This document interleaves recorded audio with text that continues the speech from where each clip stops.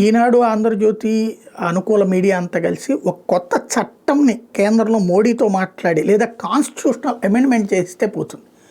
ఏమని అంటే ఎవరైతే అధికారంలోకి వస్తారో వాళ్ళు రాగానే కింద స్థాయి అటెండర్ దగ్గర నుంచి మొత్తం ఉద్యోగులందరూ మానేసి వెళ్ళిపోవాలి. అదే సందర్భంలో మొత్తం అన్ని పదవులు, అన్ని వ్యాపారాలు క్లోజ్ చేసేసుకోవాలి, అన్ని పరిశ్రమలు క్లోజ్ చేసేసుకోవాలి. మళ్ళీ ఈ కొత్తగా వచ్చినటువంటి వాళ్ళకి ఈ అమ్ముకోవడం చేసేయాలి. ఇట్లాగా వ్యాపారాలైనా వాళ్ళ చేతికి ఇచ్చేయాలి. అట్లాగే కాంట్రాక్టర్లు అందరూ వదిలేసి వెళ్ళిపోవాలి.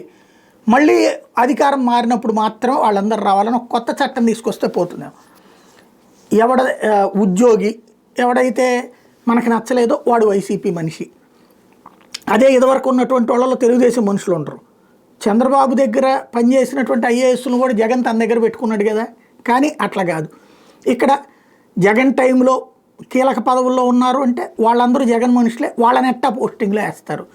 అట్లాగే జగన్ టైంలో లీజులు తీసుకున్నోడు, ఆ లీజు తీసుకునేవాడు కాంట్రాక్టరు, ఇది వ్యాపారస్తుడు లేదా పారిశ్రామికవేత్త లేదా మైనింగు చేస్తే అంతకుముందు తెలుగుదేశం టైంలో కూడా చేస్తుంటాడు. కానీ ఇదిగో వీళ్ళు జగన్ మనుషులు. ఇప్పుడు వైఎస్ అవినాష్ మనుషులకి ఎవరికో లీజు వచ్చేసింది. అట్లా దస్త నడుస్తుంది. వాళ్ళ హయాంలో ఎట్లా నడుస్తుంది, వీళ్ళ హయాంలో ఎట్లా నడుస్తుంది.